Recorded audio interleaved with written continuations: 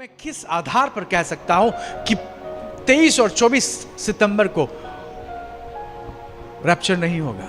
क्योंकि प्रभु यीशु ने यह बताया है कि जिसका दिन और घड़ी कोई नहीं जानता। No one nose.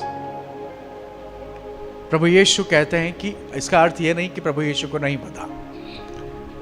It does not mean that Jesus does not know, क्योंकि त्रिएक परमेश्वर पिता, पुत्र और पवित्र आत्मा परमेश्वर है।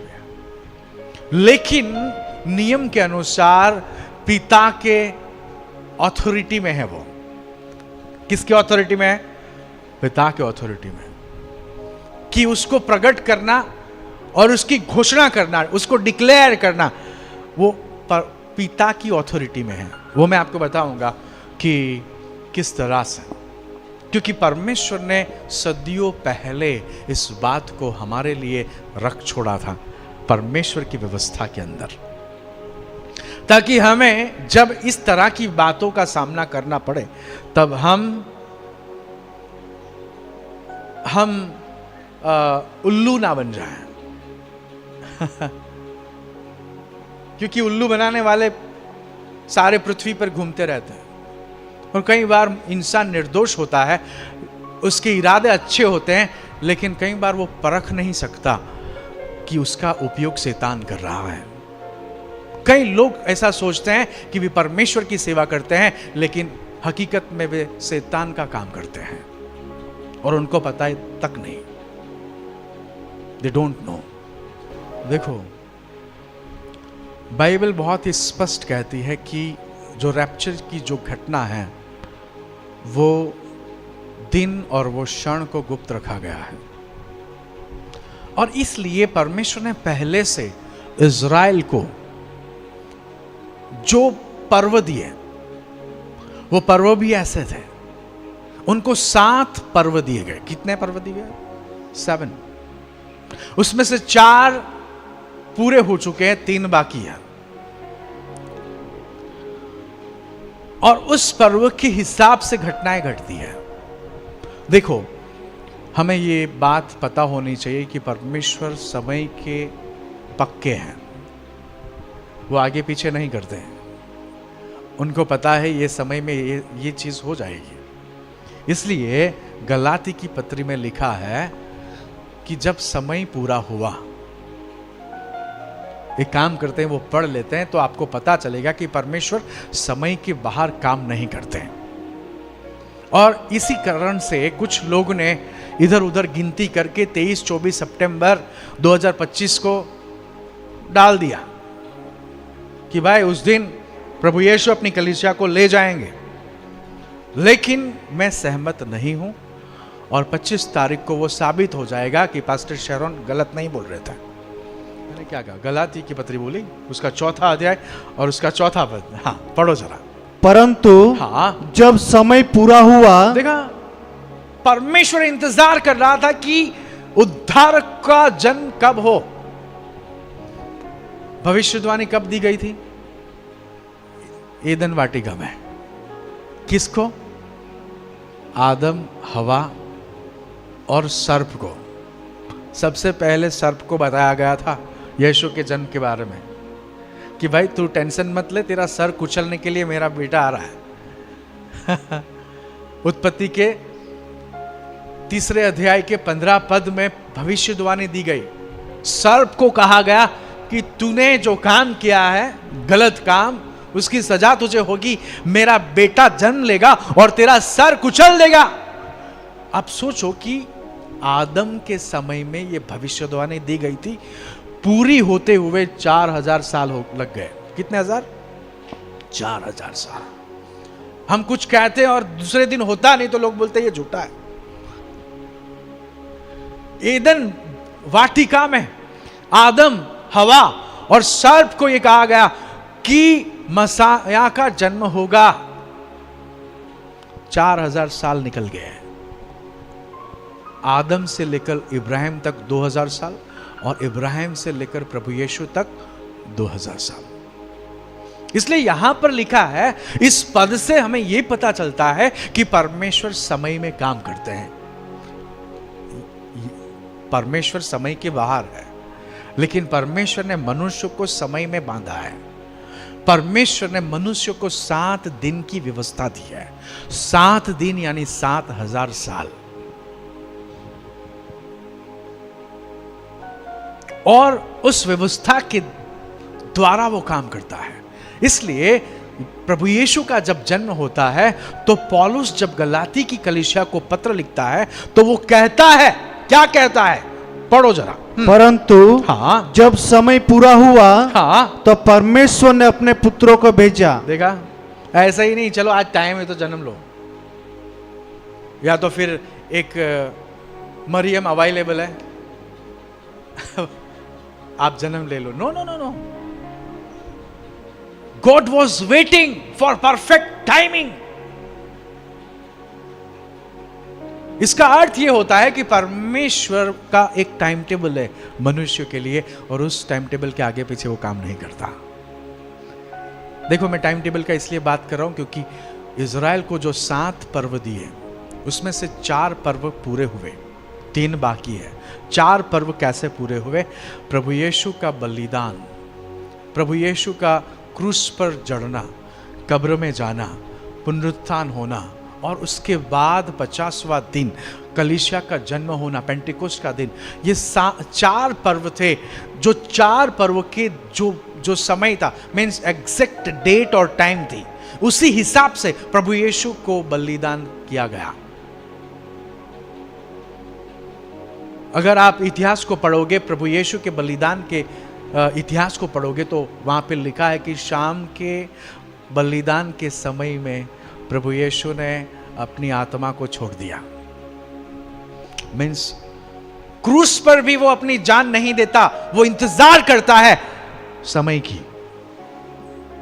सुबह 9 बजे लटकाया गया था, 9 बजे 1 मिनट में उसने अपने प्राण नहीं छोड़े, लेकिन वो 3 बजे तक रुका।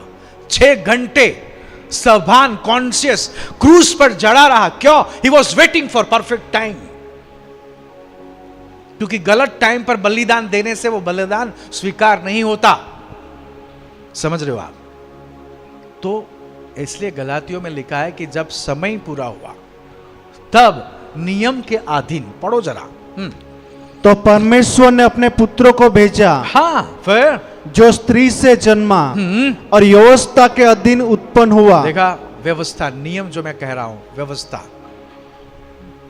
इसलिए इसका अर्थ यह होता है कि जो 7 पर्व है वो एग्जैक्ट टाइमलाइन है। वो 7 पर्व कौन से थे मैं आपको बताता हूं, और हर पर्व के साथ क्या हुआ। अगर हम पढ़ेंगे लेवियों की व्यवस्था, उसका हम पढ़ेंगे उसको क्योंकि वो ज़रूरी है।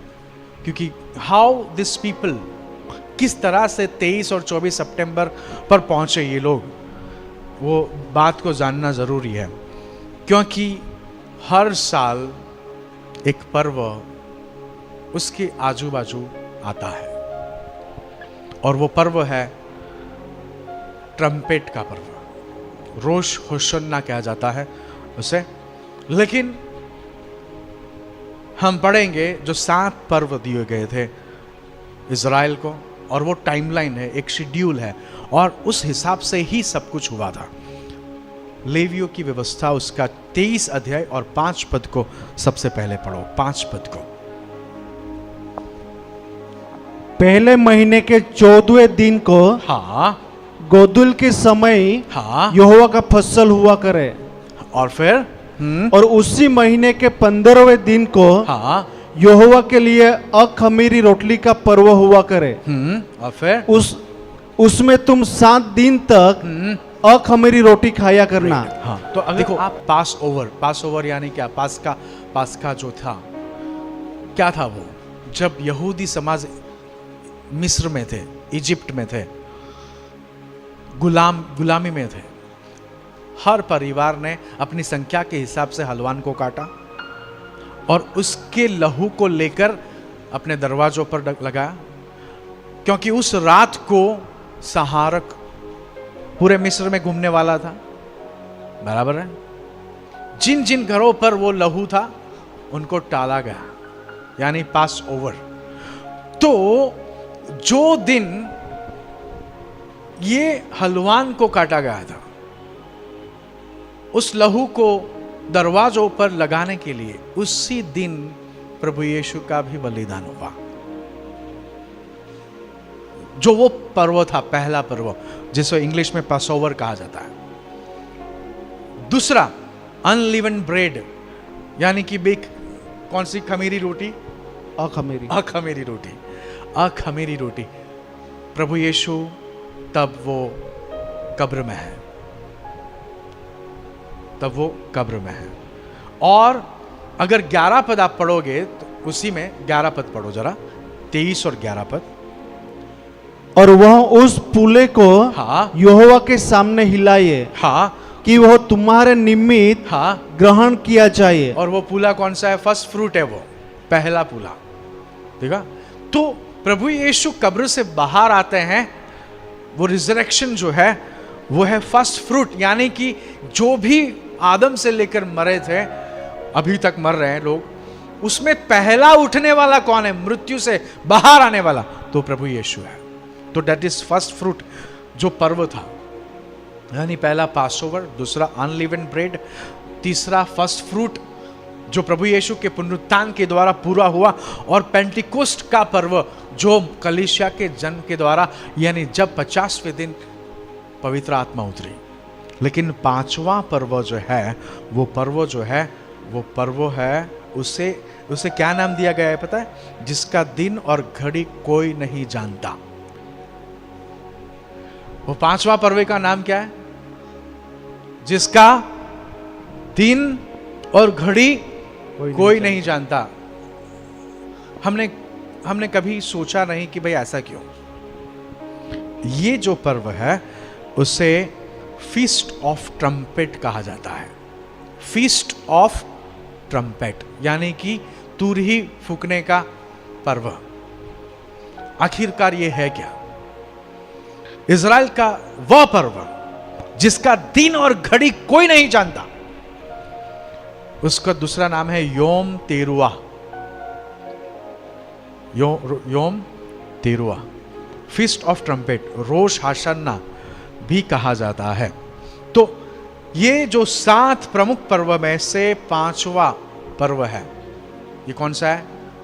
Feast of trumpet. अभी देखो, इसके बारे में कहा गया है कि जिसका दिन और घड़ी कोई नहीं जानता। और ये शब्द किसने उपयोग किए थे? प्रभु यीशु ने।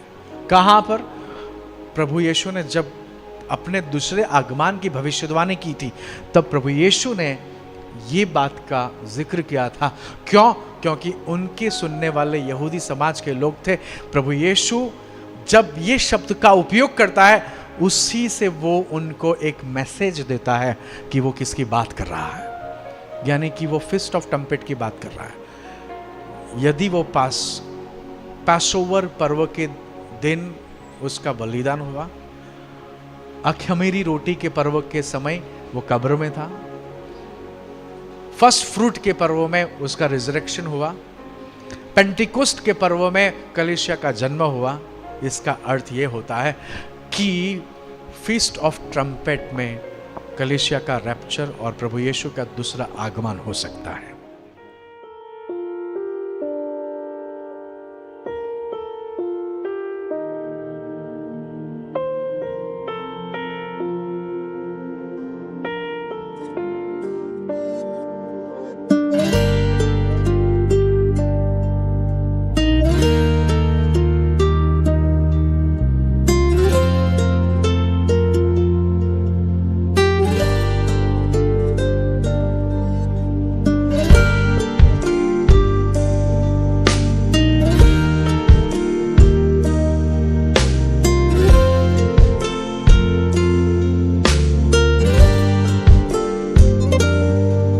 एक मन में आस है, अभिषेक की प्यास है मुझे, हाँ मुझे।